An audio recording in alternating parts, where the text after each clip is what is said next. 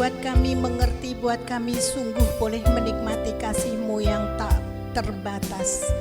Terima kasih Bapa, kami boleh ada di tempat ini karena anugerah-Mu.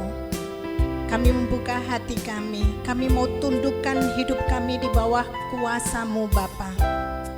Agar Tuhan Yesus bisa ambil alih seluruh kehidupan kami.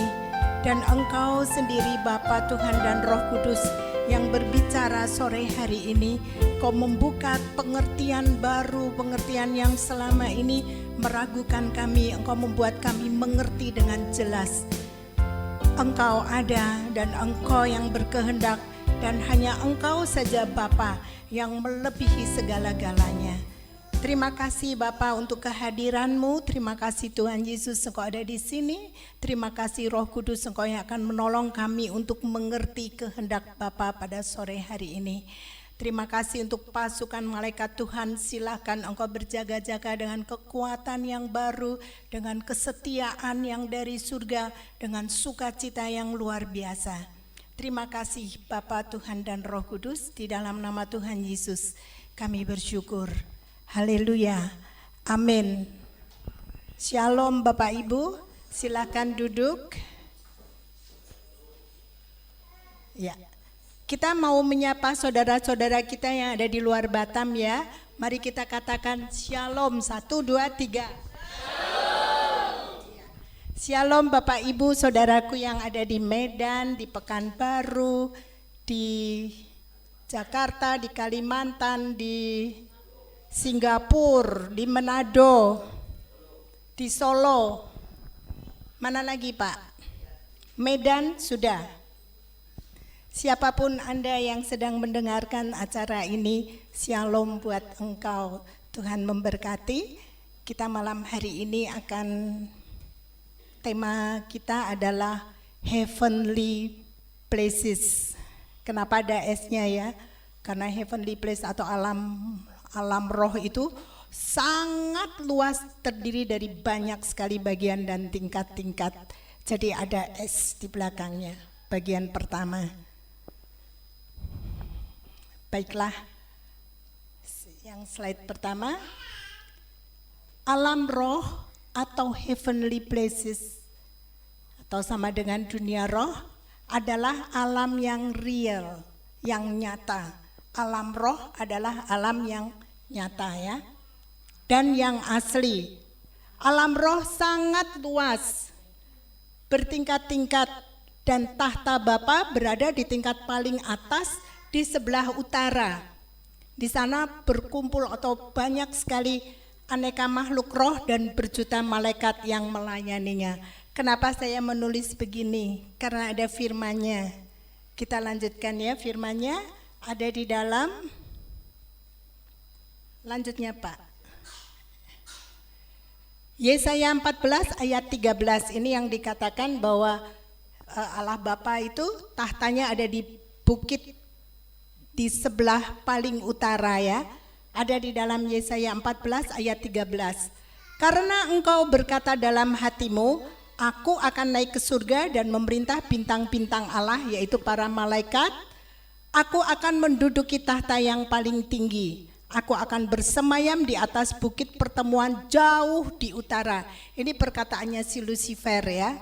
Jadi dia tahu di mana kedudukan atau tempat bertahtanya Allah Bapa, dan dia pengen menyamakan dirinya dengan Allah Bapa itu, duduk di bukit pertemuan di paling utara, tempat yang paling tinggi. Ini tadi firman yang tadi ya. Satu lagi firman tentang heavenly place itu dalam bahasa Inggris ya. Di Efesus 1 ayat 20, yang dikerjakannya di dalam Kristus dengan membangkitkan dia dari antara orang mati dan mendudukkan dia. Allah Bapa mendudukkan Yesus di sebelah kanannya di surga. Ini terjemahan bahasa Indonesia begini, tapi versi King James-nya, and set him at his own right hand in the heavenly places. Jadi betul-betul ini dari Alkitab. Heavenly places, saya ulang lagi, adalah alam roh itu tidak kasat mata. Makhluk yang ada di dalam heavenly places tidak bisa disentuh, tapi dapat dirasakan keberadaannya. bisa didengar suaranya, bisa dilihat, tapi tidak bisa dipegang begini, nggak bisa ya. Lanjutnya, tapi ada orang yang panca indera rohnya terbuka atau bahasa lainnya sensitif, sehingga dapat berkecimpung di alam roh, dapat bekerja di sana, dapat mendengar, melihat dan mengetahui hal-hal yang ada dan yang sedang terjadi di alam roh. Kalau sekarang kita melihat banyak sekali orang yang mampu, punya kemampuan seperti ini. Ini kemampuan masuk ke dalam alam roh yang real, yang nyata, yang asli. Sementara kita hidup di bumi ini di alam yang imitasinya ya, atau tiruan, atau buat bayangannya ya. Jadi yang kita bisa pegang, yang kita bisa lihat itu sementara karena materi, tapi yang tidak bisa kita lihat itu kekal selamanya di alam roh itu. Itu yang asli, itu yang betul-betul real. Selanjutnya, kemampuan masuk ke dalam alam roh berasal dari satu karunia Allah. Jadi kalau masuk ke alam roh itu ada beberapa cara ya. Yang pertama itu karena karunia Allah, pemberian dari Tuhan, pemberian dari Allah ya. Itu hanya muncul ketika Tuhan menghendaki untuk kita melakukan sesuatu dan atas kehendak Tuhan sendiri. Karunia ini dapat menjadi semakin tajam dan berkembang atau meningkat seturut ketaatan kita melakukan perintah-perintahnya. Bisa dibilang gini, tiba-tiba saja saya mengerti apa yang terjadi di alam roh, apa yang terjadi di dalam diri seseorang ini, masa lalunya, masa sekarang, dan masa depannya. Itu bisa dibilang karunia hikmat, karunia marifat ya. Tahu masa lalu, tahu masa depan, tapi tahu juga apa yang sedang terjadi. Itu tiba-tiba, tanpa belajar, tanpa apa, tapi tidak bisa setiap kali kita menghendaki terjadi, hanya karena kehendak Bapa. Itu baru yang namanya murni karunia dari Tuhan. Nggak bisa sewaktu-waktu semau kita pengen, kita ketemu seseorang terus langsung ada apa di dalam diri orang ini. Nggak, kalau Tuhan tidak menghendaki, kita tidak bisa. Itu karunia murni dari Tuhan, itu murni. Tapi ada juga yang berikutnya, kekuatan jiwa. Berasal dari kekuatan jiwa. Kalau yang tadi pertama karunia roh memang pemberian Allah atas kehendaknya Dia dan dipakai hanya kalau Tuhan menghendaki. Yang kedua ini berasal dari kekuatan jiwa. Kekuatan jiwa itu bagaimana ya? Dulu waktu Tuhan menciptakan Adam, dia diciptakan serupa dan segambar dengan Tuhan. Sama persis, diciptakan persis seperti duplikatnya. Tuhan ada di surga, dia menciptakan manusia dari tanah liat, yang kemudian diberi nama Adam, itu diciptakan serupa dan segambar dengan Allah. Waktu dia jatuh ke dalam dosa, makan buah pengetahuan baik dan jahat, kekuatan, kemampuan atau yang boleh dibilang kesaktian itu tidak diambil, tapi diredam, tidak boleh dipakai. Jadi masih ada di dalam tubuh tapi tidak boleh dipakai. Tidak boleh berarti masih bisa, tapi tidak boleh. Kalau diangkat sama sekali kan sudah tidak ada, hilang gitu. Tapi ini masih ada kekuatan itu ada di dalam tubuh Adam tapi tidak boleh dipakai. Nah ini ada dua macam. Nenek moyang kita mungkin dulu belajar dengan bertapa, dengan berpuasa, mencari ilmu di alam roh. Kemudian mereka sudah meninggal dunia, tapi itu ilmu itu turun kepada keturunannya, entah yang keberapa di bawah dia. Yang saya mengalami, saya mendapatkan ini, bagian ini.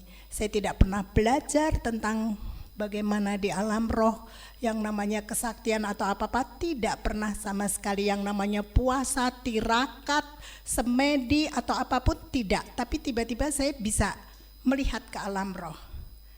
Dan itu namanya warisan ya. Penerima warisan langsung mampu berkecimpung di alam roh tanpa belajar terlebih dulu.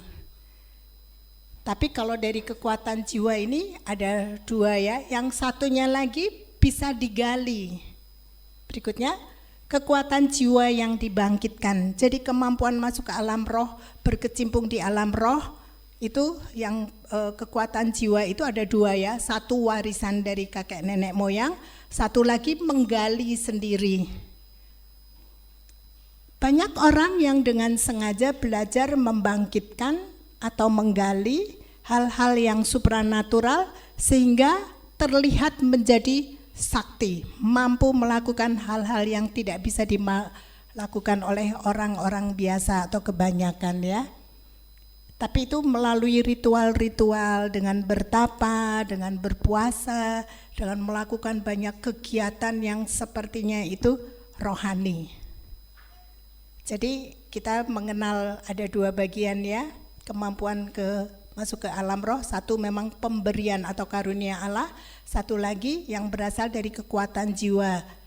Ada yang bisa tiba-tiba muncul serupa, mirip dengan yang karunia roh, tapi bedanya jelas sekali. Kalau yang warisan itu kita bisa pakai waktu-waktu kita butuh. Kita menginginkan itu kita bisa tahu. Malah sangat loncer ya. Kebablasan, tiba-tiba lihat apa tahu. Wah ada ini, ada itu, ada apa segala macam. Cenderung sulit untuk menahan diri. Jadi kalau lihat langsung kerjakan. Itu bahayanya di situ ya. Lanjutnya Pak. Ciri-cirinya kalau yang kekuatan jiwa yang digali atau dipelajari dengan lebih dalam itu adalah pakai ritual. Ada ritualnya. Terus menggunakan sarana atau benda-benda tertentu, biasanya pakai sesajian, pakai keris, pakai batu, pakai air, bunga, kemenyan, dan macam-macam. Ada ritualnya. Jadi jelas sekali ya, ada perbedaan yang sebetulnya tajam tapi waktu mengerjakan serupa sekali. Kalau yang dari Tuhan itu tiba-tiba kita tahu tapi kita tidak bisa pakai sewaktu-waktu semau kita, seinginnya kita gitu. Tapi kalau yang kekuatan jiwa bisa tiba-tiba masuk ke alam roh dan bisa melakukan sesuai dengan keinginan kita.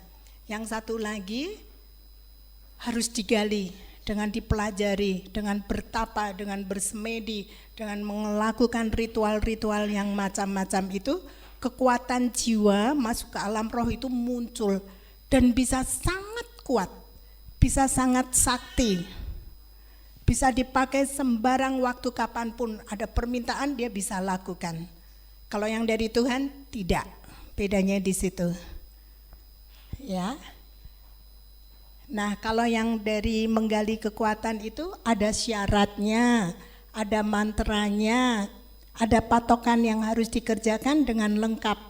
Dan urutan peristiwa atau tindakannya selalu harus seturut tata cara atau ritual dari gurunya.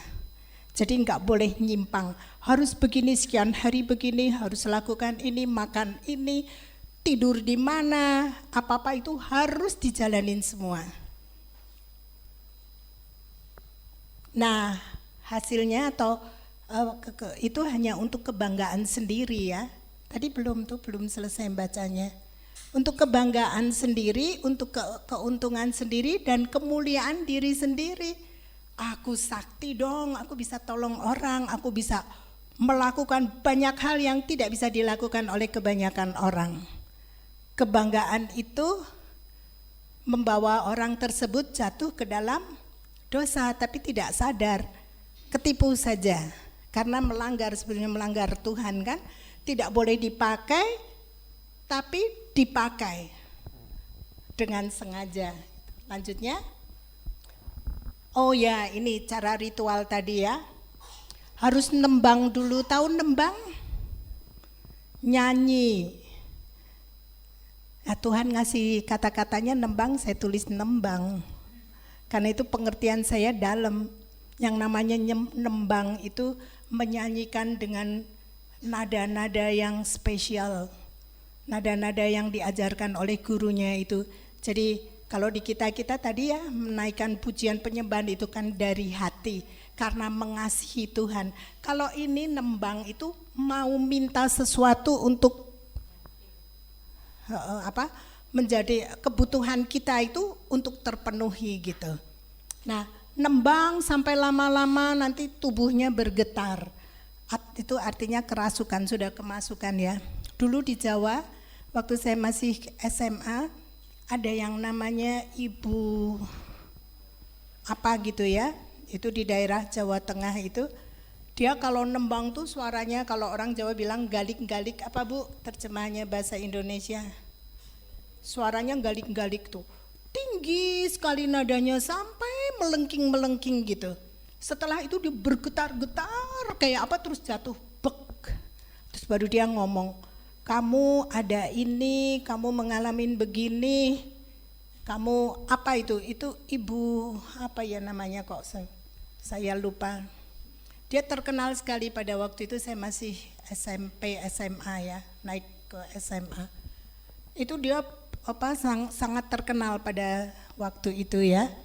Dia pingsan atau tertidur tapi kemudian bicara dengan jelas, dapat memberi petunjuk, nasihat dan dapat juga menyembuhkan.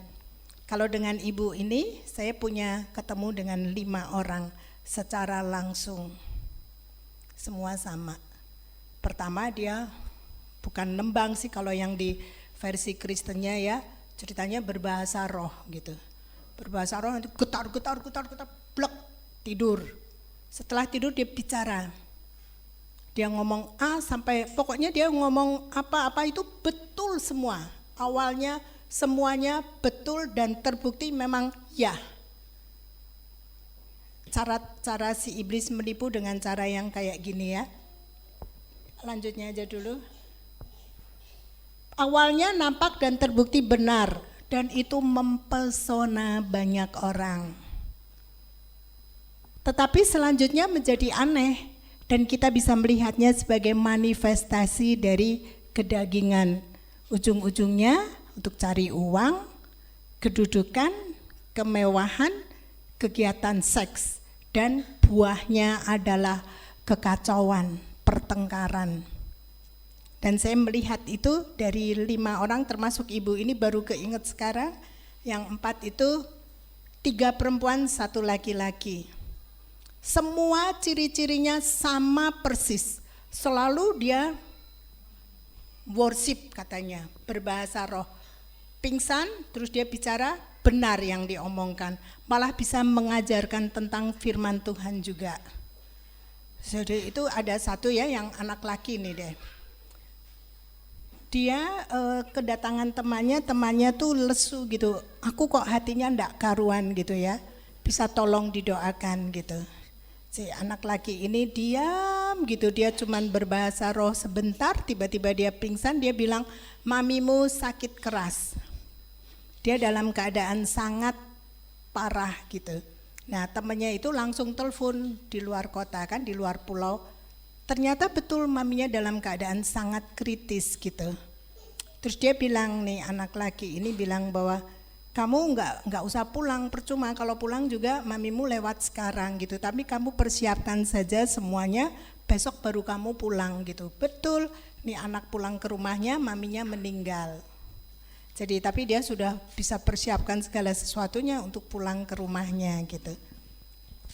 Tapi semuanya tuh nanti ujung-ujungnya itu cari keuntungan, cari keuangan, dan selalu dibelokkannya kepada kegiatan seks. Jahat sekali, yang berasal dari jiwa, itu powered by Lucifer. Dikendalikan oleh si iblis itu sendiri. Karena melanggar firman Tuhan bilang tidak boleh dipakai, itu diredam, gak boleh. Tapi dipakai, makanya dia menguasai untuk merusak, membinasakan semua orang yang terlibat atau jatuh ke dalamnya. Ya, mempesona banyak orang, tapi selanjutnya menjadi aneh dan kita bisa melihatnya sebagai manifestasi dari kedagingan. Semua kedagingan muncul di sini. awalnya bagus betul. Yang itu tadi saya bilang 4 ya, 1 laki sudah, 1 perempuan ini bisa dia bawa firman. 1 lagi sampai disebut Ibu Roh Kudus. Tapi yang Ibu Roh Kudus ini uang, jadi terlibat hutang sampai masuk penjara. 1 lagi anak muda. Yang ini aneh sekali. Dia pertamanya betul-betul lama-lama galak sekali. Sampai yang ada di situ tanya, betul enggak sih Roh Kudus marah kalau ada orang kentut? Dari 1 hal itu saja saya langsung ini enggak benar sama sekali. Enggak bisa, ritualnya selalu sama gitu. Selalu berbahasa roh dulu, tiba-tiba glebek, pingsan, ngomong dengan lancar. Sepertinya dia tidur pulas tapi dia bisa bicara dengan jelas, dengan teratur, dengan benar. Kita tidak boleh tertipu ya, kalau ada yang macam begitu tanya sama Tuhan. Karena semua penyataan, semua nubuat, semua vision harus diuji. Diujinya dengan apa? Dengan firman, dengan bertanya kepada Tuhan. Nanti Tuhan berikan konfirmasi ini betul dari Tuhan atau bukan dari Tuhan. Ya, lanjutnya, warisan ini dan kekuatan jiwa ini dibuang saja, nggak usah dipakai, karena itu mencelakai. Dapat dipakai sewaktu-waktu kapan saja kita menghendakinya, bahkan secara otomatis dapat langsung melihat, mendengar, mengetahui hal dari alam roh. Biasa disebut sebagai sixth sense, kemampuan indera keenam. Ya. Keadaan seperti ini memicu kita untuk langsung bertindak, padahal Tuhan tidak memerintah kita untuk melakukannya. Ini berbahaya, nanti ujungnya Matius 7 ayat 22 dan 23.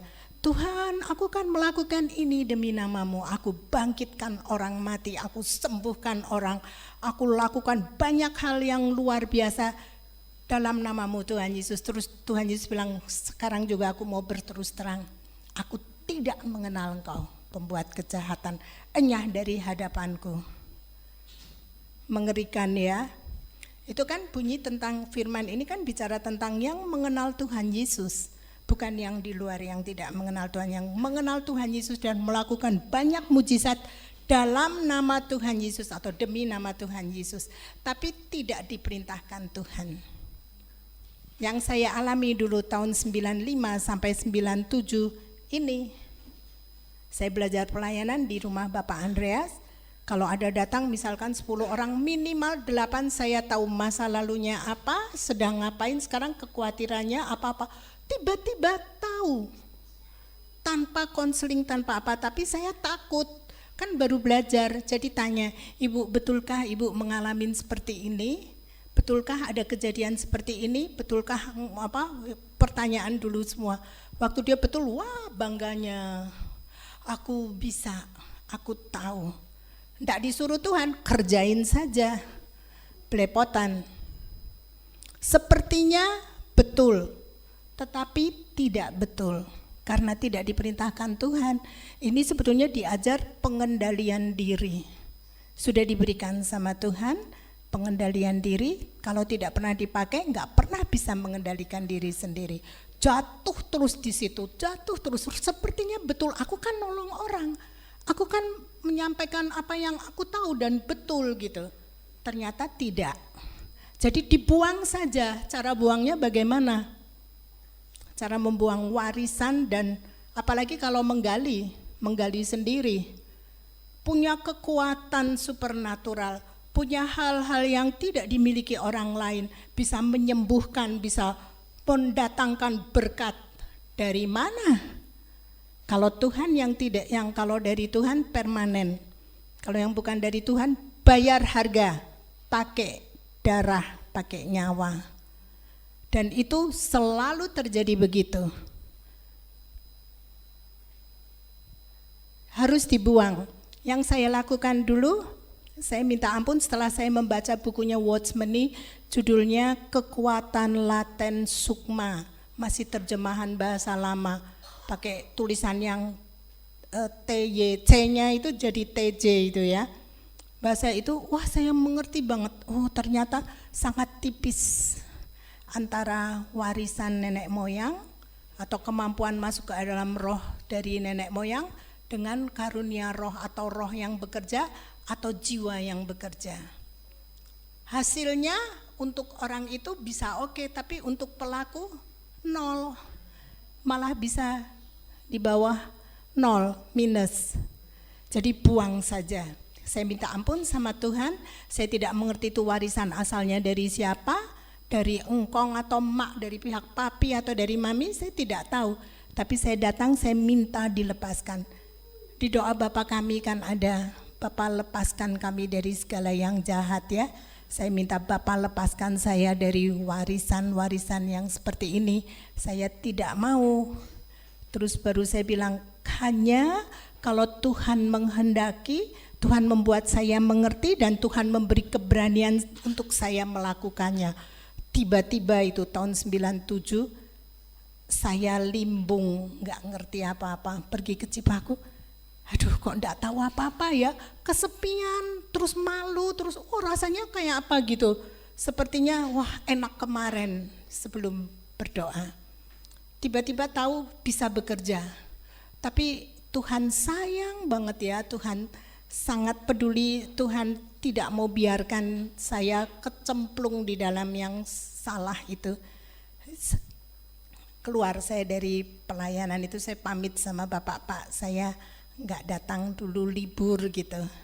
Dan itu 97 saya pergi ke Kalimantan. Setelah pulang dari Kalimantan saya tidak pernah ikut pelayanan lagi. Setelah lama nggak tahu berapa waktu gitu, tiba-tiba Tuhan berikan itu. Yang menyenangkan bagaimana ya, kalau Tuhan tidak menghendaki, roh itu ada di samping saya tidak mengerti sama sekali. Tapi saya tetap aman, tetap di dalam perlindungan dia. Dia mau usil kayak apa, kalau usil saya diberitahu, saya tinggal bilang, diam kamu, pergi, jangan ganggu aku. Bedanya kalau dulu lihat langsung, hei kamu, ada apa? Terjadi interaksi atau pelayanan seperti itu, tidak diperintahkan Tuhan. Rugi besar.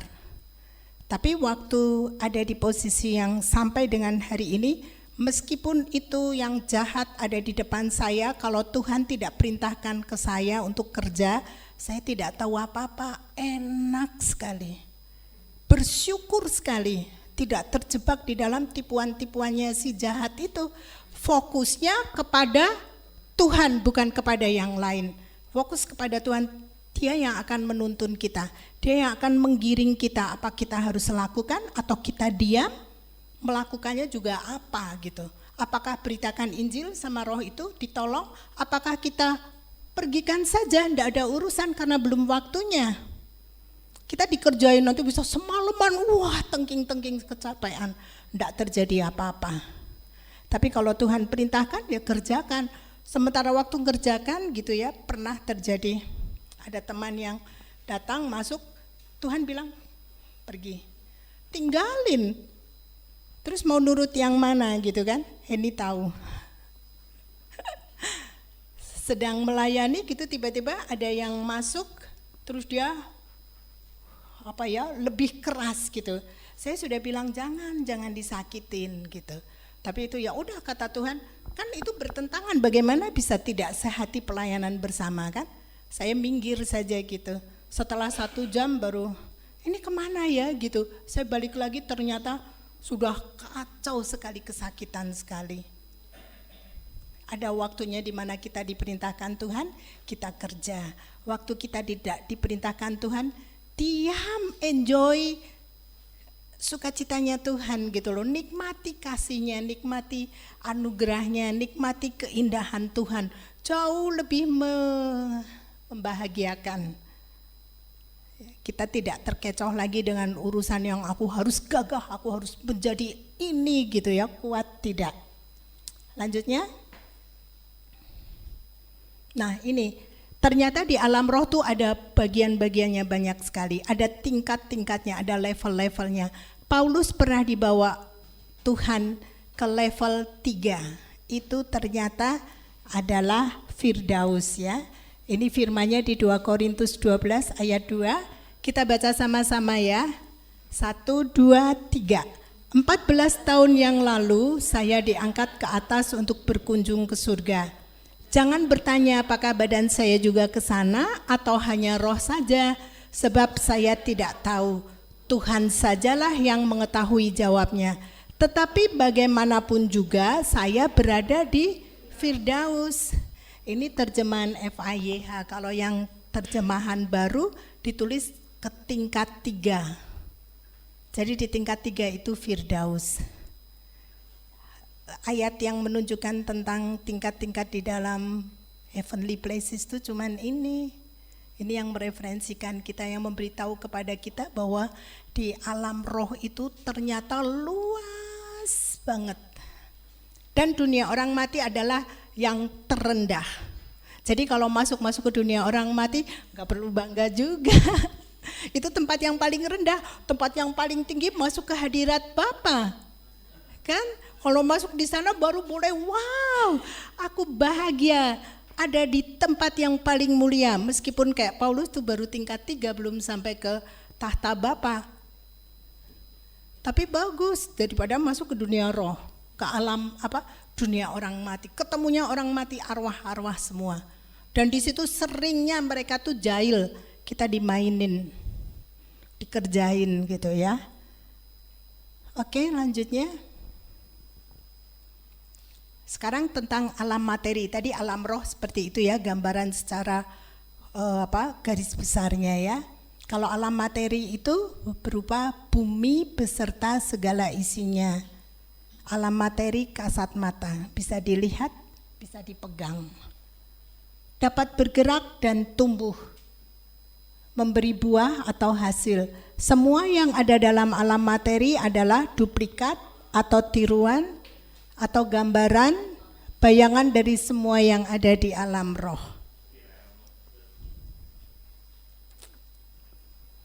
Oke. Jadi yang ada di permukaan bumi, yang kita lihat semua ini tiruan dari yang ada di alam roh ya. Saya mendapat kalimat begini, tolong berikutnya. Oh bukan, belum ini. Penghuni bumi selain makhluk berjasad atau bertubuh, ada benda dan pepohonan, bumi juga dihuni bermacam-macam makhluk roh. Jadi di permukaan bumi juga terdapat banyak macam makhluk roh. Dari mana kita tahu firman-Nya ada enggak? Efesus 6 ayat 12. Kita baca sama-sama. 2, 3. Sebab kita tidak berperang melawan manusia, melainkan pribadi-pribadi yang tidak berjasad, penguasa-penguasa dunia yang tidak kelihatan, setan-setan yang berkuasa, dan penghulu-penghulu kegelapan yang memerintah dunia ini, dan melawan roh-roh jahat yang sangat besar jumlahnya. Firman ini menceritakan banyaknya atau macamnya atau tingkat-tingkatnya roh yang ada di permukaan bumi ya, yang tidak bertubuh atau tidak berjasad. Itu ada penghulu-penghulu kegelapan, ada roh jahat yang besar jumlahnya, ada setan-setan, ada penguasa-penguasa dunia. Kalau terjemahan baru sedikit beda, ini jauh lebih memberi penjelasan ya. Saya ambil dari FIYH. Berikutnya Ibrani 8 ayat 5. Pekerjaan mereka berkenaan dengan kemah di dunia, yaitu tiruan kemah yang asli di surga.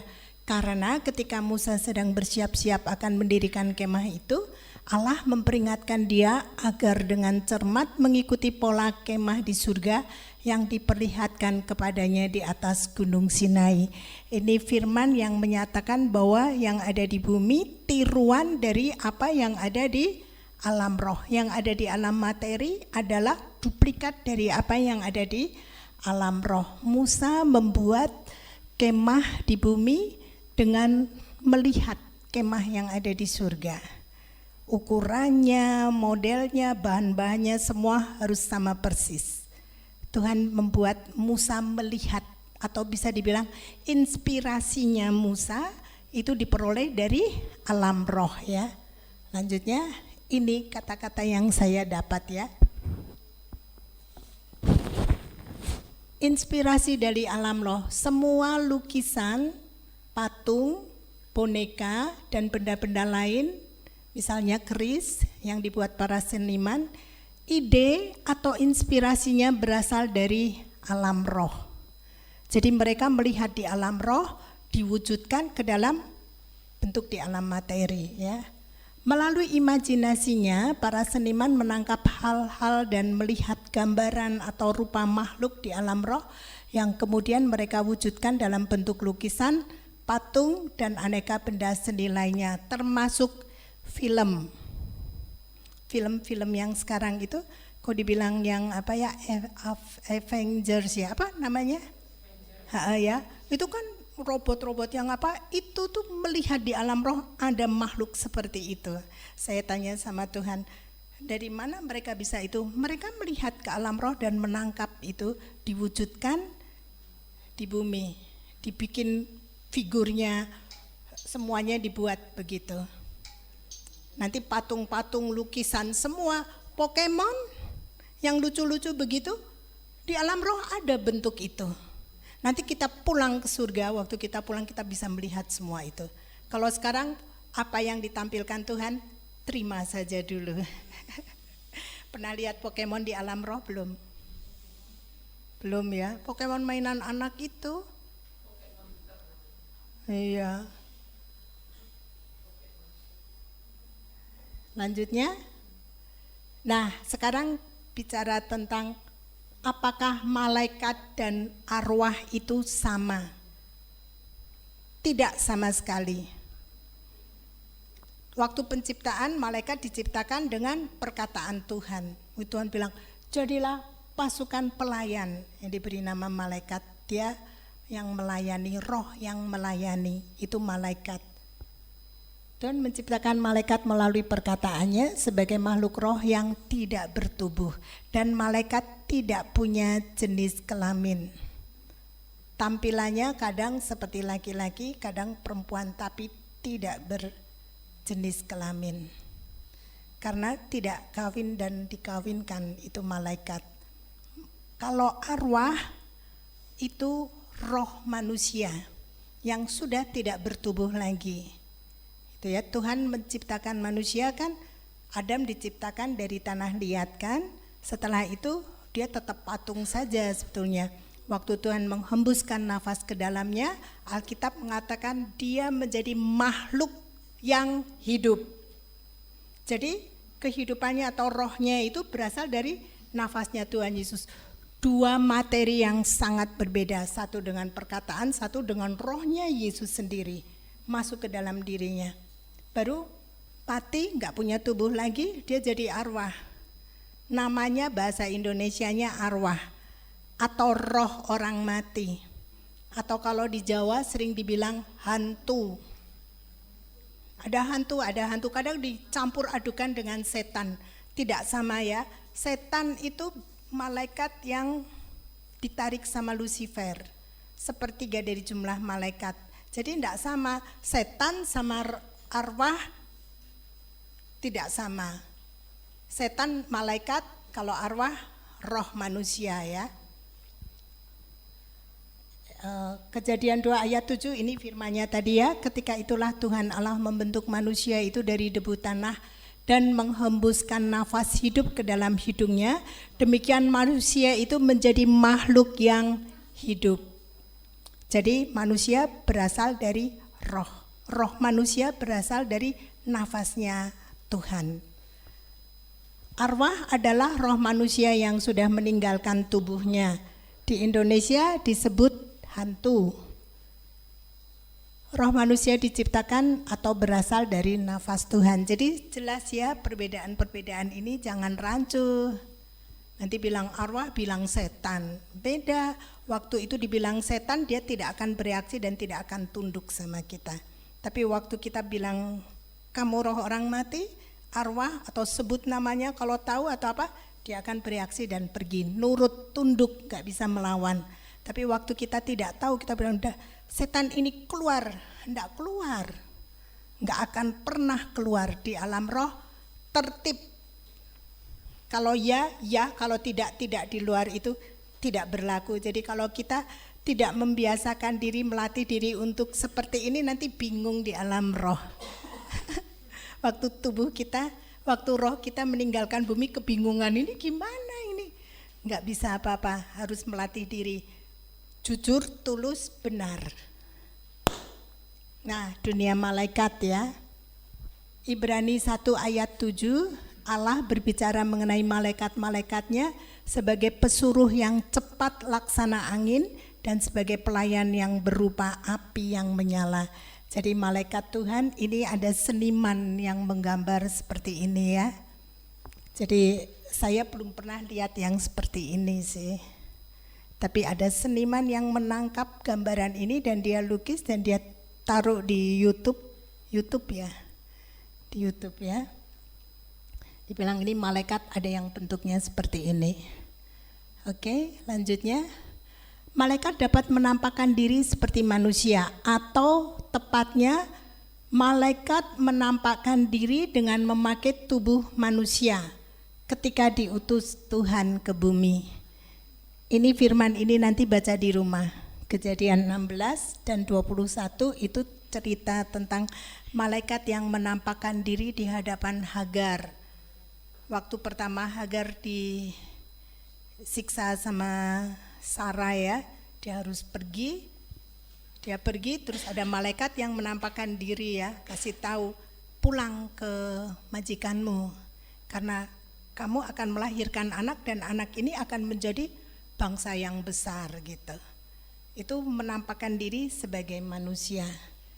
Kejadian 19 itu cerita tentang Sodom dan Gomora. Lot didatangin malaikat ya, yang datang ke rumahnya. Itu juga sosok laki-laki yang malah diperebutkan sama orang-orang Sodom Gomora untuk dikerjain ya. Nah, Kejadian 22 itu tentang Abraham. Bapak Ibu, siapa yang pernah punya pengalaman ketemu malaikat yang pakai tubuh manusia? Adakah? Puji Tuhan. Nanti kita bisa kok minta pengalaman sama Tuhan ya. Lanjutnya.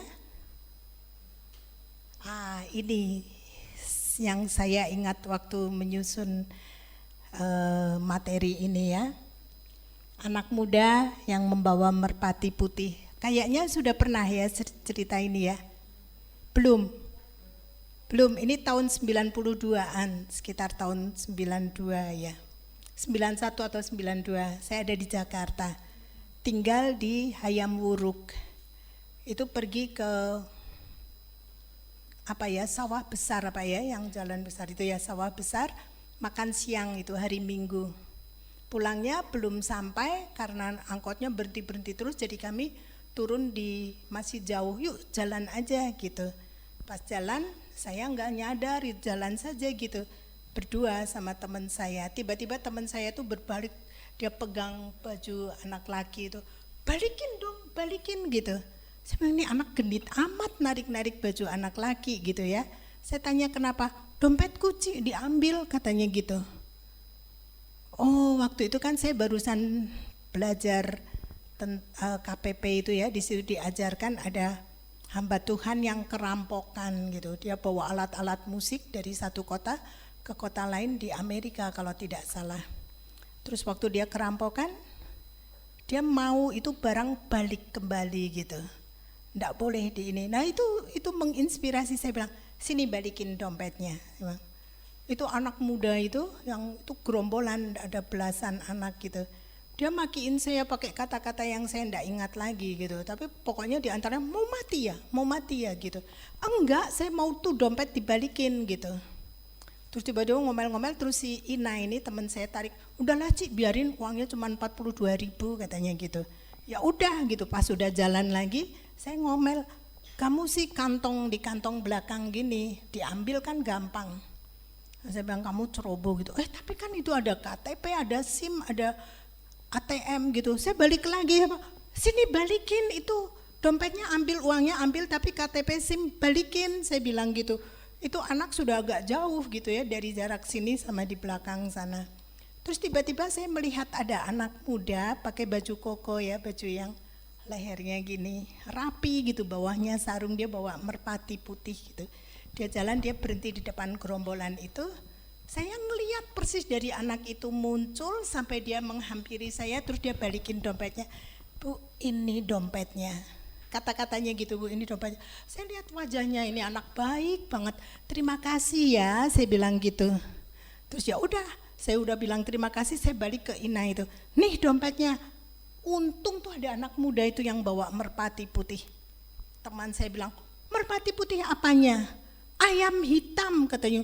Mana ada, aku yang lihat dia dari sana sampai ke depan saya, dia kasih dompetnya, saya melihat langsung itu yang dipegang merpati putih. Kami di jalan utrek-utrekan. Saya bilang, aku yang lihat. Dia bilang, ayam hitam, Ci, katanya gitu. Saya bilang, tukang ngeyel. Ya udah, saya ingat, waduh itu nanti kalau anak muda itu berubah pikiran, dia bisa serbu dong, kami perempuan 2 gitu kan. Saya lari itu dari belokan sawah besar itu sampai ke Hayam Wuruk tuh lumayan. Sampai di depan kantor lututnya gak bisa berdiri, lemes banget gitu. Terus masuk saya ngomel gitu, kamu tuh selalu ngotot, gak pernah iya gitu. Selalu berdebat sama aku gitu, aku lihat banget. Ci, aku ngeliat, sumpah katanya itu ayam hitam bukan merpati putih. Ya udah terserah kamu, saya bilang. Naik kantor kami di lantai 2, lantai 3 itu kamar mandi, tinggalnya di lantai 4 kamarnya gitu. Saya masuk ke ruang kantor itu, saya duduk, saya bilang, Tuhan saya gemes banget sama anak ini, selalu ngotot. Sudah jelas-jelas saya lihat itu merpati putih, kenapa dia bilang ayam hitam gitu kan. Nggak taunya si Ina mandi gitu. Pas saya sampai ke kalimat itu, dia turun pakai handuk gitu, buk dia buka pintu, Ci itu malaikat, persis sama dengan waktu saya mendapatkan itu malaikatku, langsung merinding gitu. Saya bilang itu yang pertama saya melihat malaikat live gitu ya, apa namanya, postur tubuhnya dekat dan dia bersuara, Ibu ini dompetnya. Yang kedua ini pengendara mobil yang menolong saya pulang seusai kebaktian malam. Ini dengan Ina juga, kami datang ke kebaktian malam. Waktu selesai kebaktian itu hujan deras sekali. Dulu belum ada taksi online ya, tahun 90-an enggak ada.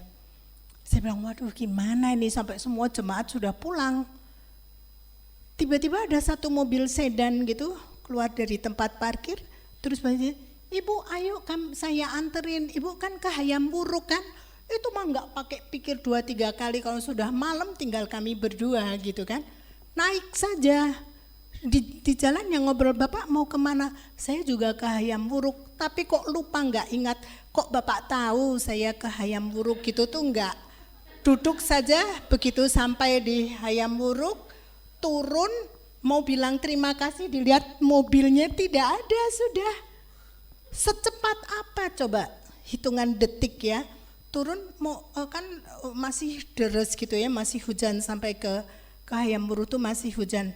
Jadi saya turun dulu, Ina turun lewat pintu yang saya juga gitu. Belum bilang terima kasih, mau bilang terima kasih mobilnya hilang. Saya bilang itu pasti malaikat Tuhan. Kali ini enggak tanya Tuhan siapa, tapi tahu gitu. Nah yang ini, yang ketiga ini, waktu musim Lebaran, saya dan adik sekeluarga pergi mau ke Surabaya ceritanya.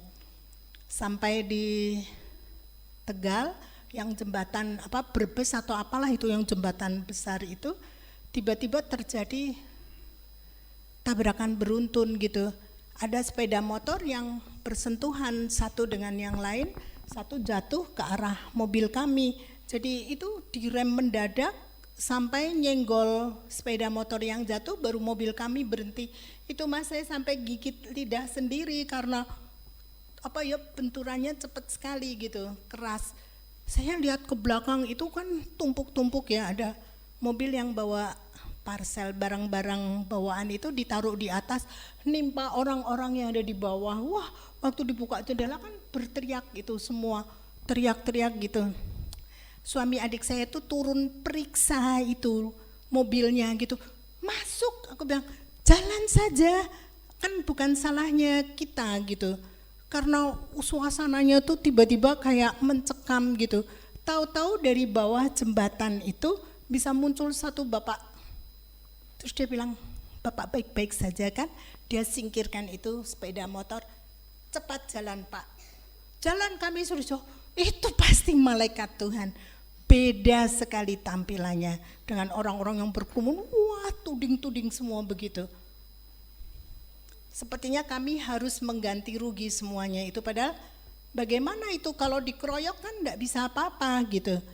Tapi cara Tuhan lucu, bisa muncul satu sosok yang saya percaya penuh itu malaikat Tuhan.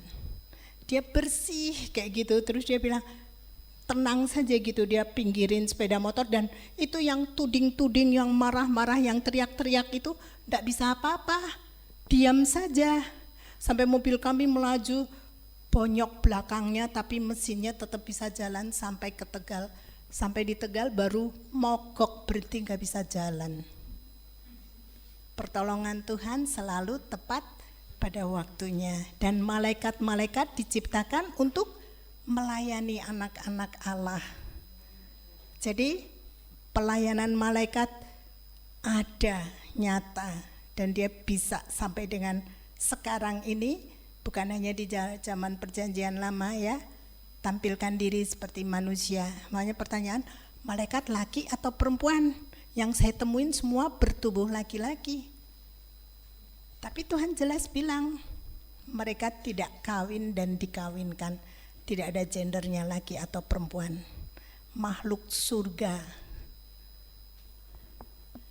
Yang kalau turun bisa ambil rupa ambil tubuh sebagai perempuan atau laki-laki bisa ya. Nah, malaikat ada dua golongan besar.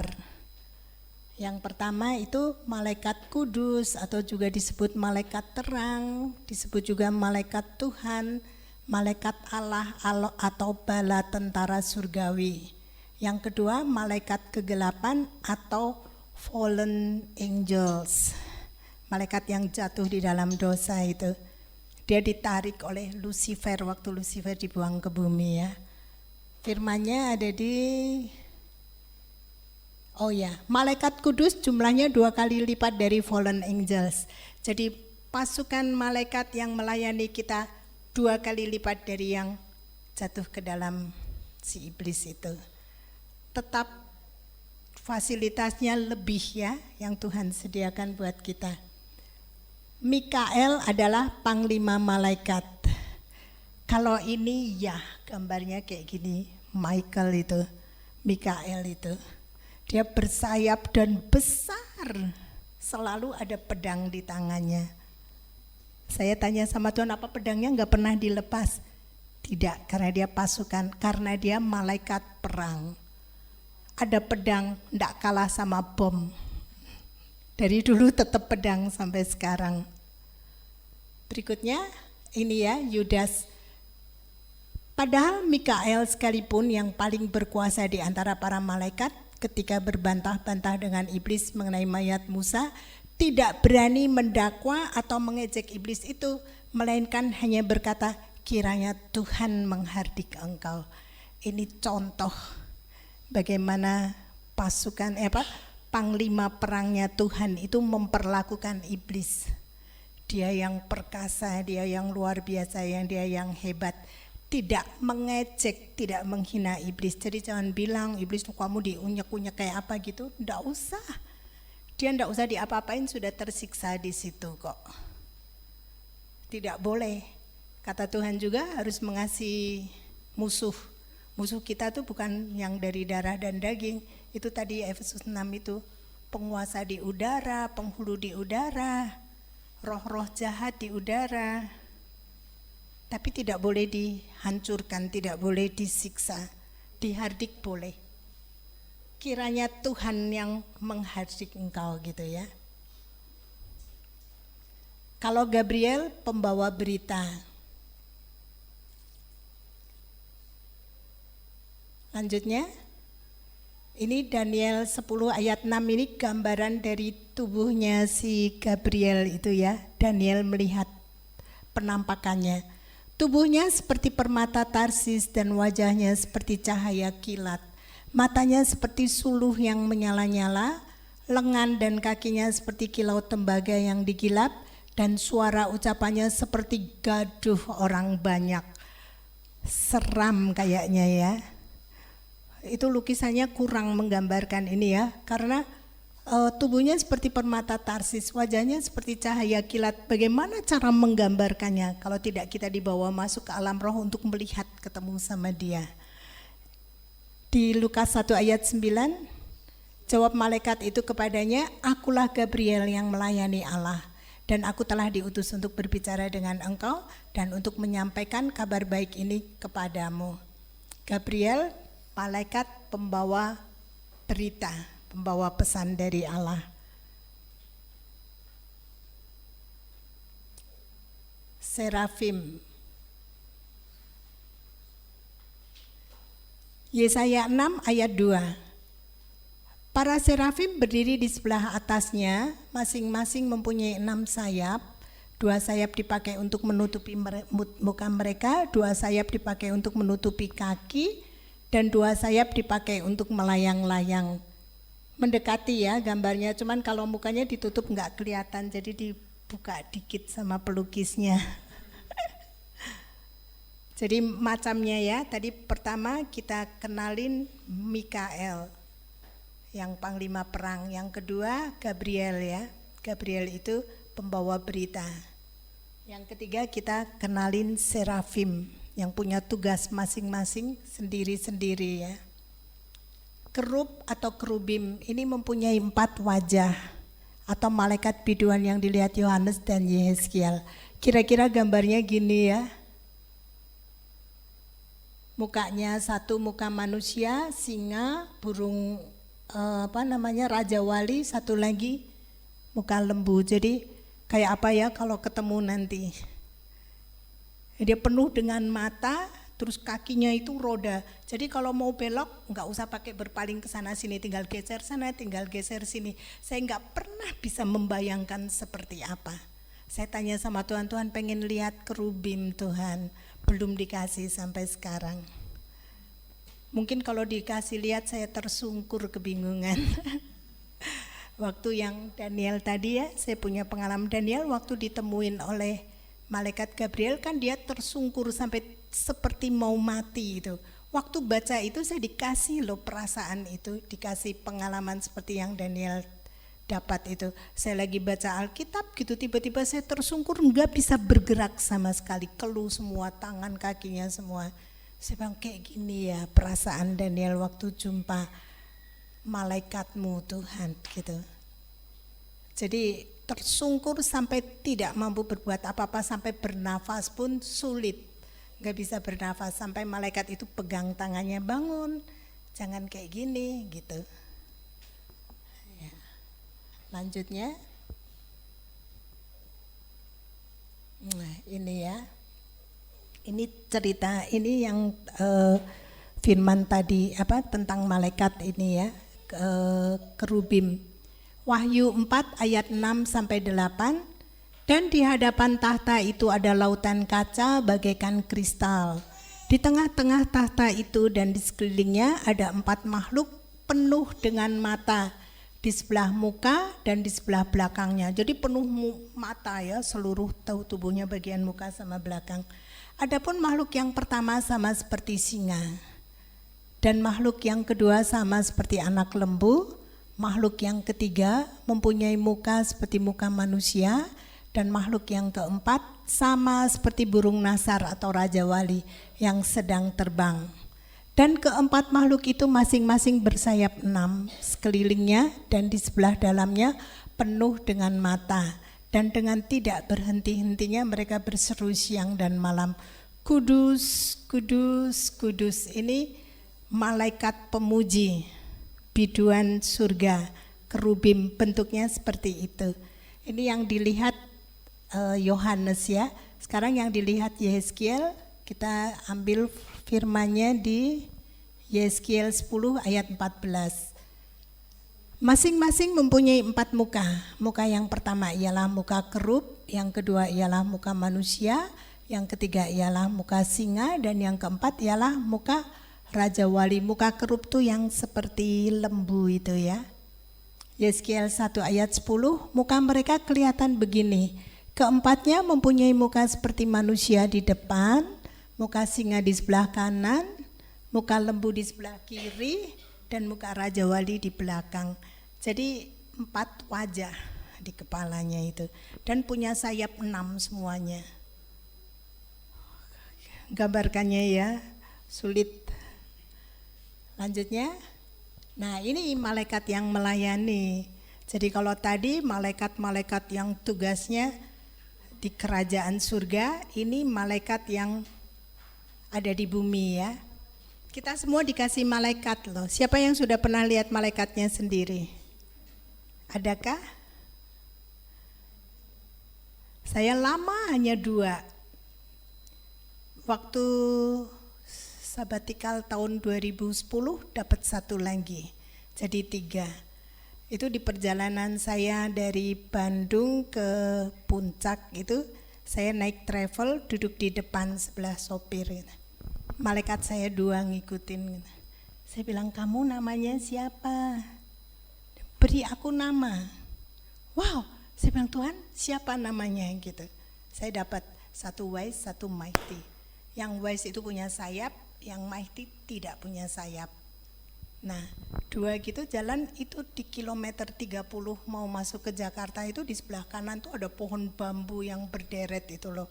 Itu saya baru saja terbangun dari tidur, tiba-tiba tuh melihat itu pohon itu seperti kasih salam, menyambut, welcome to this place gitu.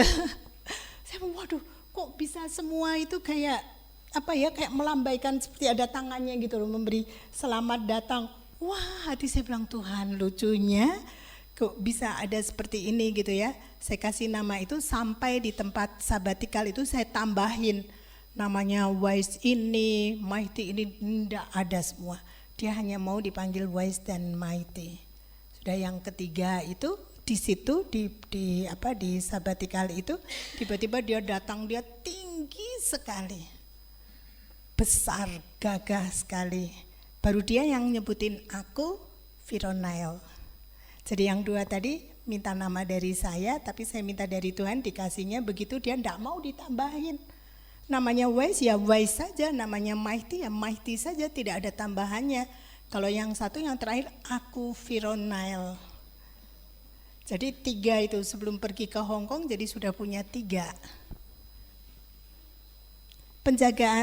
Penjaga anak-anak Allah. Mazmur 34 ayat 7, malaikat Tuhan berkemah di sekeliling orang-orang yang takut akan Dia, lalu meluputkan mereka. Jadi tugas malaikat penjaga kita itu menjadi pengawal pribadi. Kita semua diberi, nanti tanya sama Tuhan, siapa malaikat yang kau berikan padaku, dan dia perlu diberkati, perlu diajak ngomong, perlu dijadikan sahabat. Aku memberkati engkau, aku bersyukur bersamamu gitu ya. Saya suka bilang, I bless you, be healthy, be happy, be strong, be humble, be faithful gitu. Saya pokoknya apa yang muncul saya beritahukan. Kamu melayani aku dengan sukacita, tidak terpaksa dan tidak keberatan. Semua yang kamu lakukan itu ringan gitu. Jadi kamu bersukacita bersama aku ya, pergi kemana-mana kamu ikut. Kalau terbang dulu, kan kalau terbang suka kalau mendarat itu gitu ya, perutnya terbalik. Sejak saya sadar diberi malaikat itu, saya bilang ayo kita terbang, kamu yang ambil kendali gitu ya. Terus nanti kalau mendarat, kamu bawa pesawat ini mendarat dengan aman dan nyaman ya. Tidak pernah lagi cedut-cedut kayak gitu, enggak pernah. Yang kemarin terakhir itu malah enggak sadar sudah sampai di landasan, enggak kerasa. Tahu-tahu oh iya sudah sampai, sudah mendarat gitu. Dia baik, dia sangat baik. Waktu kita perlakukan dengan sopan, dengan baik, dia akan jauh lebih baik lagi. Malaikat yang Tuhan berikan kepada kita. Jadi hormati, kasihi, berkati ya. Mazmur 91 ayat 11 dan 12 kita baca sama-sama. Karena ia memerintahkan para malaikatnya untuk melindungi engkau kemanapun engkau pergi. Mereka akan menuntun engkau supaya engkau tidak terantuk pada batu-batu di jalan. Ini firman jaminannya bahwa malaikat Tuhan diberikan kepada kita. Jadi kalau berdoa bagaimana? Kan sudah ada malaikat. Kadang lupa ya, lindungi aku Tuhan gitu. Sudah dilindungi pakai dikasih pasukan malaikat. Ada yang 1, ada yang 2, ada yang 3, ada yang mungkin sampai 7 sesuai dengan tugas yang Tuhan berikan. Kalau perlu 7 malaikat Tuhan kasih 7. Kita aman. Nah, waktu digigit kucing saya bilang, malaikatmu salah ya jagain aku ya. Yang salah saya sendiri, dijagain keluar dari penjagaan. Bukan mereka yang salah ya. Selanjutnya, malaikat perang atau bala tentara surga. Ini yang dilihat Elisa dan siapa ya? Gehazi ya. Bujangnya namanya Gehazi ya. Gehazi ya bujangnya Elisa kan? Iya. Elisa menjawab, jangan takut karena yang menyertai kita lebih besar daripada yang menyertai mereka.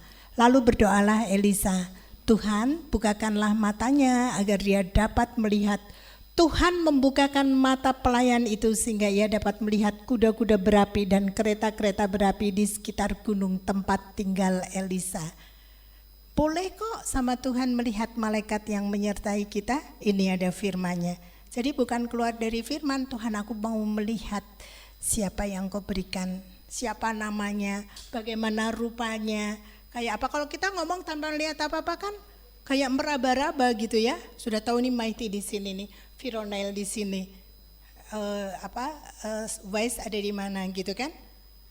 Saya bisa bicara dengan leluasa, ajakin ngomong. Waktu kemarin ini jatuh ya, saya nggak tahu jatuhnya di mana. Waktu siaran baru sadar, oh kok copot semuanya, belakangnya juga yang ininya. Saya bilang, aduh sayang ya. Nggak tahu, tapi kan sudah pergi-pergi juga, nggak tahu jatuhnya di mana. Terus saya sambil jalan naik ke kamar itu saya bilang, Mighty tolongin dong, kamu carikan, kalau ada simpen dulu, besok buat mataku melihat gitu. Nah pagi-pagi mandi ketemu, itu ketemu mungkin anaknya Ibu Aeng ya yang nemuin, ditaruh di pinggir di atas kloset itu yang belakangnya ini. Taruh di situ, saya pikir, oh ini punyaku berarti betul nih jatuh di sini. Terus saya mau cari gitu, mandi itu cari di hati, ada pengertian di bawah pintu. Wah kalau dibuka kan saya lagi sudah tengah mandi, nggak mungkin gitu kalau pas ada orang lewat nanti dikira apa ini Rahel gitu ya. Ya udah saya selesaiin mandi, saya buka, selesai mandi buka, betul itu ada di ujung situ. Kita bisa berkali-kali saya kehilangan minta tolong dia. Masukin benang ke jarum, dia bilang tolong dong. Dari tadi lupa nggak tahu bagaimana. Begitu bilang tolong dong langsung bles masuk. Dia melayani kita dengan sukacita. Dan kita menerima dan kita juga membuat dia sukacita gitu. Pokoknya kamu melayani aku dengan ringan, tidak pakai beban. Tidak juga dengan kesalahan ya terpaksa gitu, enggak. Waktu kita baik sama mereka dan malaikat yang Tuhan berikan, dia melayani kita dengan sangat baik. Karena memerintah malaikat dengan kasar, segera ke sana gitu, malaikatnya capek kali. Dia malah tidak kerjakan. Waktu kita bicara dengan sangat baik kepada mereka, tanpa disuruh dia kerjakan sudah. Ya. Kita diberikan ini. Nah sekarang bicara tentang fallen angels atau malaikat kegelapan. Yesaya 14 ayat 13 dan 14 ini bicara tentang Lucifer ya. Ya. Karena engkau berkata dalam hatimu, aku akan naik ke surga dan memerintah bintang-bintang Allah atau para malaikat. Aku akan menduduki tahta yang paling tinggi. Aku akan bersemayam di atas bukit pertemuan jauh di utara. Aku akan naik sampai ke langit yang paling atas dan menjadi seperti Dia yang maha tinggi. Lucifer pengen mendudukkan dirinya setara bahkan lebih dari Allah Bapa. Dia ciptaan yang kepengen meninggikan dirinya sedemikian rupa. Yang terjadi adalah berikutnya, firmannya salah menempatkan ini. Oke, ini dulu ya. Lucifer berubah nama menjadi iblis setelah dia dibuang oleh Tuhan ya. Dia pengen menaikkan diri, tapi sama Tuhan dilempar ke dalam liang kubur yang paling dalam, ke bumi tapi ke dalam liang kubur yang paling dalam.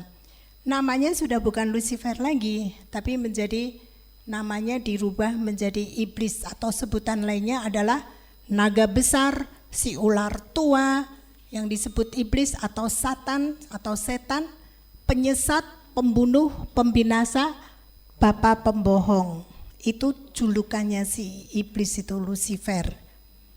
Tadinya dia malaikat yang cantik ya, berjalan tempatnya sangat indah di atas bebatuan yang mahal itu. Tapi dia meninggikan diri sama Tuhan, dibuang ke bumi. Lanjutnya. Ini Yesaya yang berikutnya ya. Sebaliknya ke dalam dunia orang mati engkau diturunkan ke tempat yang paling dalam di liang kubur.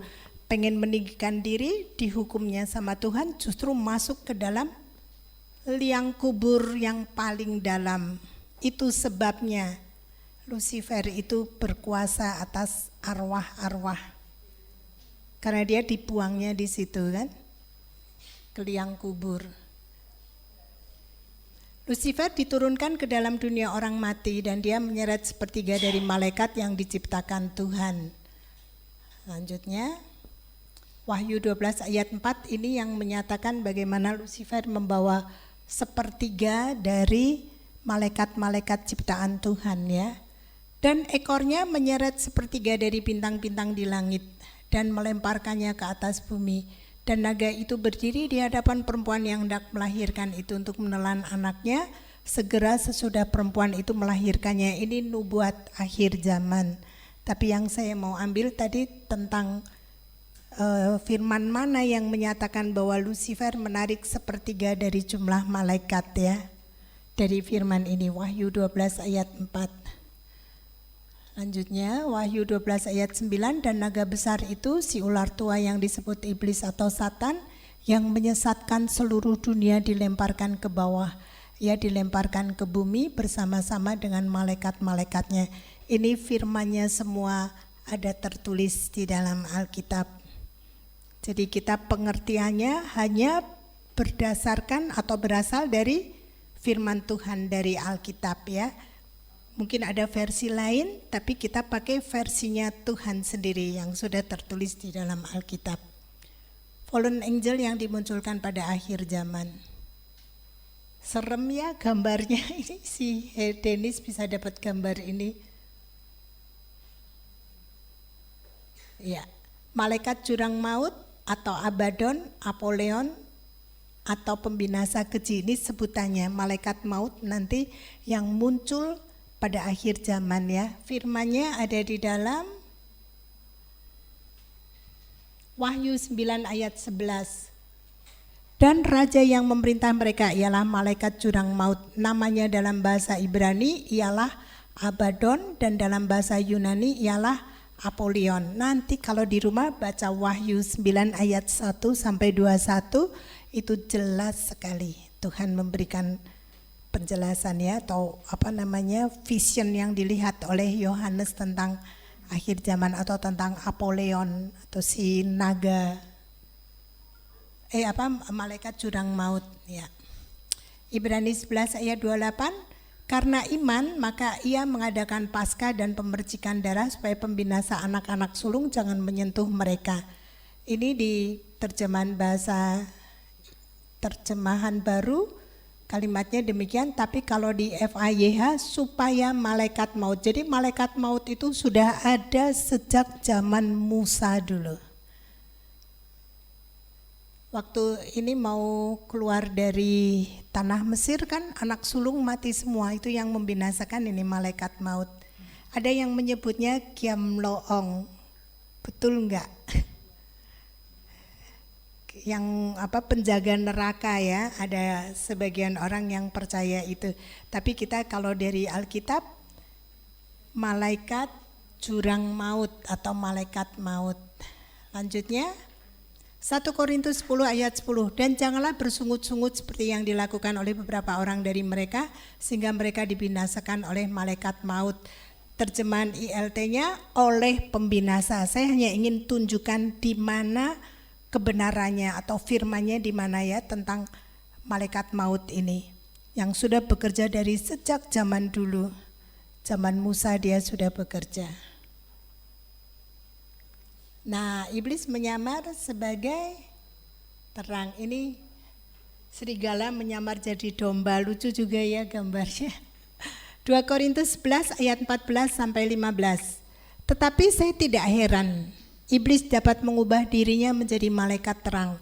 Jadi tidaklah mengherankan kalau pelayan-pelayannya juga dapat berbuat demikian.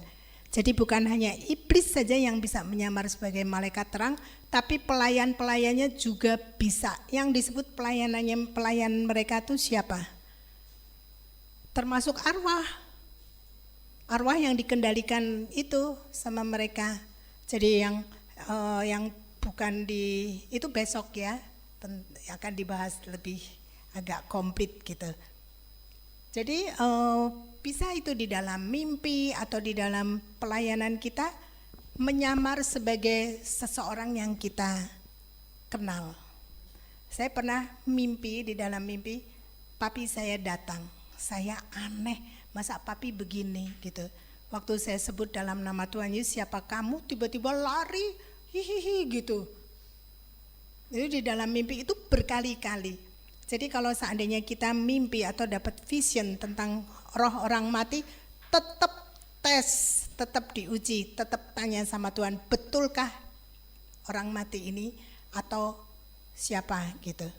Kalau disebutnya, kalau saya bilang itu papi, saya sebut papi, dia memang sedang menyamar, tapi kelakuannya beda, sangat tidak sopan. Jadi kalau seandainya mimpi saya datang terus saya tidak sopan, usir saja. Karena saya bukan seperti itu, pasti bukan saya. Kan? Dulu Pak Andreas pernah kan, ada orang yang mimpi sampai aneh gitu, masuk ke kamar atau apa gitu. Bapak bilang kalau seperti itu usir saja. Saya juga pengen bilang begitu. Ada anak muda yang bilang, ibu setiap kali ibu nginep di sini kok saya selalu mimpi ibu datang ke kamar saya. Hah? Yang benar, iya, usir saja. Bukan, tapi ibu ngajarin katanya, kasih pengertian gini-gini, tetap usir. Nggak ada yang seperti itu. Nanti kan pikirannya jadi kotor gitu, pikirannya jadi salah gitu, membayangkan saya masuk ke kamar dia. Itu kan tipuan saja gitu, nggak ada. Kalau mau belajar, saya masih hidup, belajar bareng begini gitu kan, nggak lewat mimpi ngajarin yang seperti apa gitu. Lama-lama salah. Usir saja, bukan saya itu. Dulu ada perkiraan 7 roh yang di dalam kita ya. Saya tes sama Tuhan, enggak juga lah, bukan kayak gitu. Itu rohnya Allah, tapi rohnya kita enggak keluyuran begitu. Nanti dejavu, bisa keluar dari tubuh kemana-mana gitu. Saya enggak ada itu, enggak punya kemampuan seperti itu, jadi pasti bukan saya. Jadi kalau mimpi yang aneh-aneh gitu, enggak. Tapi kalau berdoa pernah. Saya dicari, waktu itu handphone mati. Itu anak lagi sama keluarganya gitu, liburan di puncak. Anaknya tuh muntah darah. Terus yang beberapa anak tuh tiba-tiba sakit bersamaan gitu. Panik dia telepon sayanya, handphone sudah mati, enggak bisa terima. Dia berdoa gimana ya caranya berdoa gitu. Kan saya sudah tidur, besok paginya saya buka, saya tanya gitu. Terus oh ya sudah gini, sekarang di mana? Sudah di jalan mau pulang ke Bandung gitu. Tapi tadi malam tuh Cici berdoa loh katanya gitu. Kami kan berdoa nggak tahu caranya berdoa, tiba-tiba saya berdoa. Terus saya bilang ya udah yuk, saya pikir itu nggak usah. Yuk berdoa, saya berdoa persis seperti doa yang dia terima malam itu di dalam mimpi. Saya bilang, kalau yang ini bener deh. Kan harus diuji kan, nggak bisa diem-diem saja gitu. Terus dibilang ini apalagi yang aneh-aneh masuk ke kamar. yang enggak pantas gitu, enggak bisa. Kalau itu kan memang butuh berdoa, tiba-tiba imannya dia kali ya pergi ke ini harus sama Rahel gitu, baru Tuhan kasih cara seperti itu hanya Tuhan saja yang menentukan ya. Ini belum selesai ya baca tadi Pak. Jadi tidaklah mengherankan kalau pelayan-pelayannya juga dapat berbuat demikian dan nampak seperti pelayan-pelayan yang saleh. Pada akhirnya kelak mereka akan menerima setiap hukuman yang patut diterima untuk perbuatan mereka yang jahat. Jadi baik secara roh maupun secara fisik bisa terjadi. Pelayannya di dalam alam roh itu yang arwah yang dikuasai atau memang yang menyebut diri sebagai hamba Tuhan tapi tidak menghambakan diri kepada Tuhan. Tetap nanti akhirnya mereka akan menerima setiap hukuman yang patut diterima untuk perbuatan mereka yang jahat itu ya. Beberapa jenis roh selain malaikat dan arwah. Jadi kalau tadi ada dua besar ya, arwah dan malaikat. Malaikat juga ada dua besar, malaikat Tuhan sama fallen angels ya. Baru kemudian sekarang ada roh lain yang di luar malaikat tapi bukan juga arwah. Ini ada Nepilim. Nepilim adalah keturunan campuran antara malaikat dengan manusia. Firman-Nya di Kejadian 6 ayat 4. Pada waktu itu orang-orang raksasa ada di bumi dan juga pada waktu sesudahnya ketika anak-anak Allah menghampiri anak-anak perempuan manusia dan perempuan-perempuan itu melahirkan anak bagi mereka. Inilah orang-orang yang gagah perkasa di zaman purbakala, orang-orang yang kenamaan. Jadi ceritanya di dalam Kejadian 6 itu malaikat-malaikat diutus ke bumi, diambil rupa tubuh laki-laki, terus kawin dengan perempuan-perempuan di bumi. Lahirlah yang namanya Nepilim itu. Ukuran badannya lebih besar dari manusia kebanyakan pada umumnya gitu. Nah, waktu keturunan ini mati, dia rohnya kan campuran antara malaikat dan manusia. Namanya Nepilim, nggak bisa digolongkan sebagai arwah murni atau malaikat murni, campuran atau blasteran. Jadi dua golongan yang seharusnya tidak boleh bersatu, tapi pelanggaran itu dilakukan. Nepilim namanya. Berikutnya, jin. Ini ada firman-Nya di dalam Imamat 17 ayat 7. Janganlah mereka mempersembahkan lagi korban kepada jin-jin, sebab menyembah jin-jin itu adalah jinah. Itulah yang harus menjadi ketetapan untuk selama-lamanya bagi mereka turun-temurun. Ini firman menunjukkan bahwa ada jenis makhluk roh namanya jin. Di Alkitab ditulis, jadi itu memang ada, bukan dongeng atau rekaan manusia, tapi memang ada. Direferensikan di sini ya. Imamat 17 ayat 7.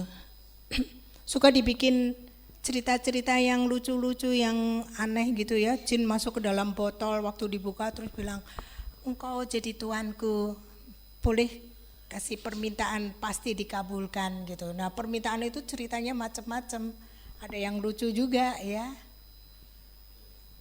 Oke, lanjutnya peri. Ini dia ambil peri ini kan di film-film itu, di film kartun ya, namanya Tinkerbell ya. Tapi saya pernah melihat bukan kayak gini loh, sayapnya tuh persis sayap capung yang dua gitu ya. Kalau ini kan kayak sayap kupu-kupu kan, itu sayapnya seperti sayap capung, transparan, bening begitu. Ukurannya sebesar ini, kelingking saya yang sebelah kiri, kan yang kiri lebih pendek dari yang kanan. Itu tuh seragam, semua besarnya segini. Yang membuat saya heran, itu sayapnya bergerak cepat tapi tidak tersangkut satu dengan yang lain. Itu boleh cerita? Boleh ya? Ya, Pak Jackson ini, waktu kami berdoa buat Pak Jackson, di akhir doa itu tiba-tiba berdesakan kayak gitu. Saya bilang, aku buka pintunya, yuk silakan keluar. Yang keluar tuh kecil-kecil begitu, wih banyak sekali gitu. Terus mengelilingi ruangan gereja, ruang sekretariat yang lama di Greenland ya.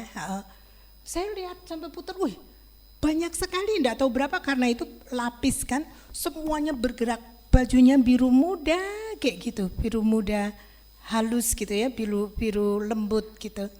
Semua itu waktu itu Pak Parlin ambil gitar menyembah gitu. Saya bilang ayo ikut menyembah. Wah itu gerak sayapnya. Saya bilang Tuhan yang lain dong melihat juga supaya ada konfirmasi gitu. Nah tapi konfirmasinya baru saya terima kemarin. Waktu ngobrol sama Pak Jackson saya tanya apa yang terjadi waktu itu. Dia bilang rasanya ringan sekali setelah itu keluar. Dia menumpuk enggak tahu dari mana. Kalau dulu di Alkitab enggak ada peri, tidak dituliskan, tapi makhluk itu ada. Diketemukan dan tampil di tahun kemarin ya Pak, itu ya, tahun kemarin. Saya melihat banget itu, kecil sekali sekelingking kiri saya, sampai saya ukur gini, oh segini. Pakai bajunya sama semua, biru semua. Itu makhluk peri ya, di luar arwah, di luar malaikat. Lanjutnya, demons.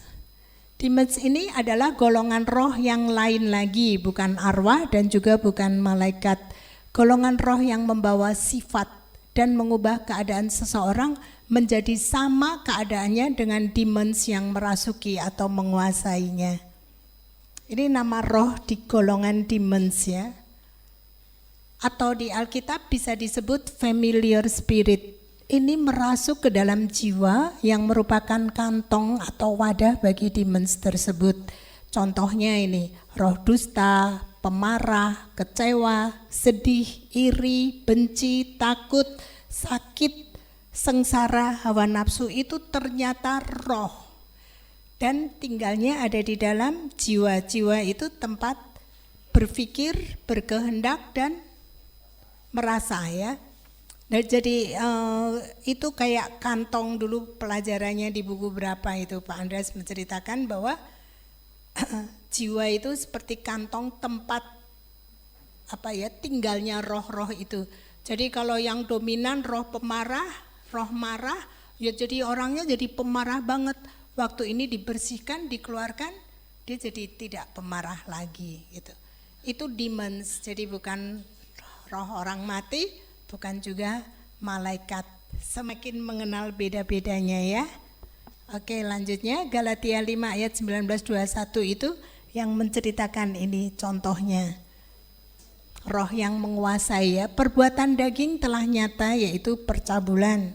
Jadi ada roh percabulan di dalamnya, kecemaran, hawa nafsu, penyembahan berhala, sihir, perseteruan, perselisihan, iri hati, amarah, kepentingan diri sendiri, percideraan, roh pemecah, kedengkian, kemabukan, pesta pora dan sebagainya. Terhadap semuanya itu kuperingatkan kamu seperti yang telah kubuat dahulu, bahwa barang siapa melakukan hal-hal yang demikian, ia tidak akan mendapat bagian dalam kerajaan Allah. Jadi harus bersih dari semua ini ya. Dan ini roh ternyata yang namanya percabulan itu ada roh cabul. Itu golongan lain lagi bukan demons. Selanjutnya ini yang tentang percabulan. Lanjutnya ya. Unclean spirit. Ini golongan lain lagi ya. Roh najis yaitu roh cabul, pelacur, jinah, mabuk. Termasuk dalam kelompok unclean spirit ini adalah roh berhala yang membawa orang jatuh dalam keserakahan. Roh berhala menyembah yang lain bukan Tuhan, itu masuk ke dalam jenis ini, unclean spirit. Dan orang yang menyembah berhala itu pasti jadi serakah. Roh dukun, roh peramal itu unclean spirit. Lanjutnya Yesaya 8 ayat 19. Dan apabila orang berkata kepada kamu, mintalah petunjuk kepada arwah dan roh-roh peramal yang berbisik-bisik dan komat kamit, Maka jawablah, bukankah suatu bangsa patut meminta petunjuk kepada Allahnya? Atau haruskah mereka meminta petunjuk kepada orang-orang mati bagi orang-orang hidup? Ayat ini menunjukkan bahwa bisa minta petunjuk kepada arwah dan roh-roh peramal, tapi jangan gitu. Ini menunjukkan adanya roh peramal dan arwah yang bisa dimintain tolong, yang bisa dimintain petunjuknya, tapi tidak boleh. Sudah ada sejak zaman Firaun dulu ya. Firaun memanggil orang-orang pintar dan para penyihir, dan mereka yaitu para dukun Mesir melakukan yang demikian juga dengan mantra-mantra rahasia mereka. Dan mereka masing-masing melemparkan tongkatnya dan tongkat-tongkat itu menjadi ular. Tetapi tongkat Harun menelan tongkat mereka. Ini cerita sebelum Israel dibawa keluar dari Mesir ya. Musa harus menghadap Firaun untuk minta supaya dilepaskan untuk keluar dari Mesir gitu. Musa takut, nggak mau. Akhirnya Tuhan kasih Harun sebagai juru bicaranya. Jadi bukan tongkat Musa ya, tongkat Harun yang berubah menjadi ular. Kebanyakan kita keliru Musa, padahal ini jelas sekali tongkat Harun. Bukan tongkatnya Musa yang berubah jadi ular, terus menelan tongkat atau ularnya para penyihir itu. Itu sudah ada sejak zaman dulu, zaman Israel masih menjadi Yang pertama tongkat Musa.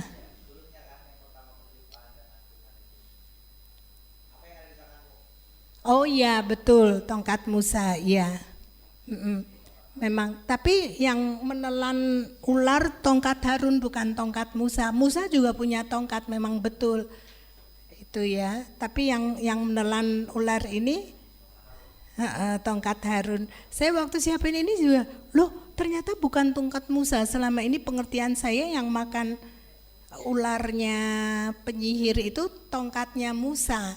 Ternyata bukan. Ya, oke, lanjutnya. Saya dapat kalimat seperti ini nih. Roh dukun, roh sihir, roh peramal dapat kita temukan ketika kita melayani seorang dukun. Sedikitnya ada dua macam roh yang menguasainya, yaitu roh dukun itu biangnya, asalnya dari fallen angel. Jadi dukun itu sendiri ada namanya, itu dukun, penyihir, peramal, satu lagi paranormal. Itu dulu waktu saya pernah di jaringan doa itu, Tuhan kasih 4 macam roh ini yang berbeda semua. Jadi penyihir, tukang sihir, peramal, paranormal sama dukun itu tidak sama, hanya mirip-mirip cara kerjanya, serupa tapi masing-masing sendiri-sendiri, dan itu roh dukun yang asalnya dari fallen angel, itu malaikat yang ditarik sama Lucifer.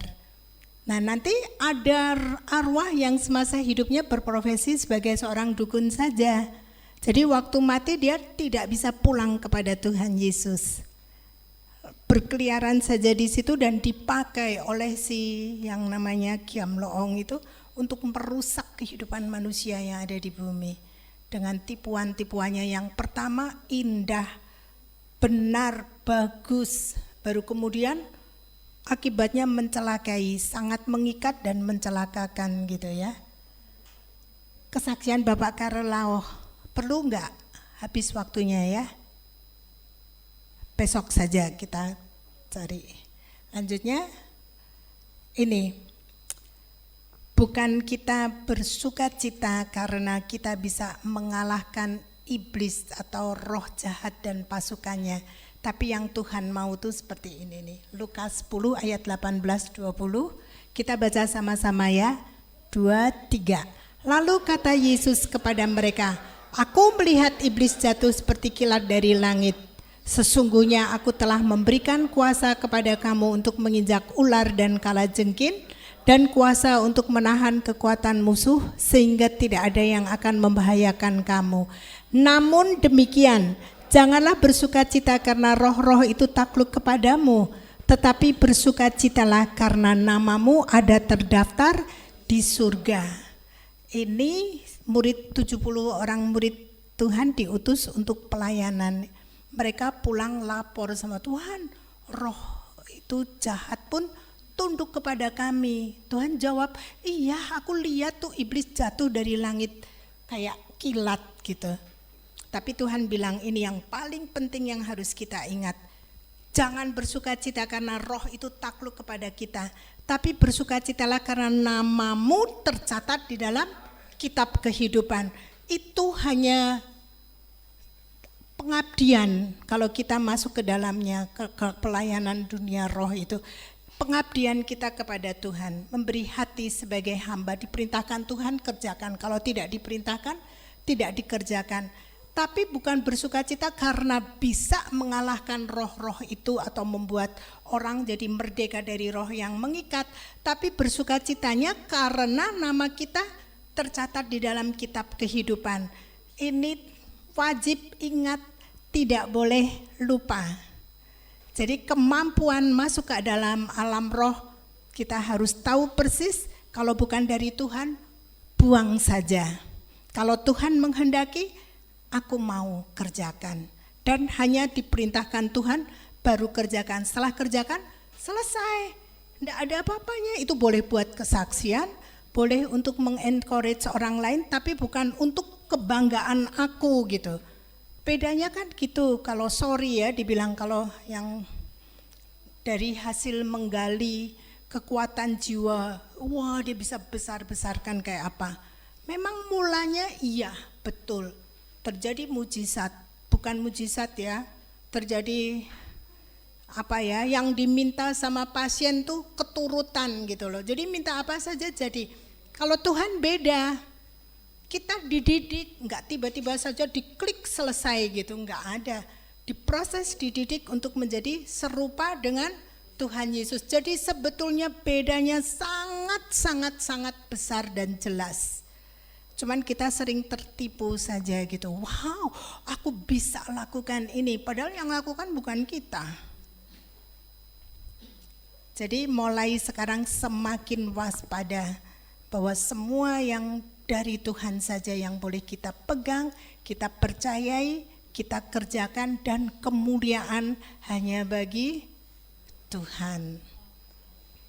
Lanjutnya, to be continued besok.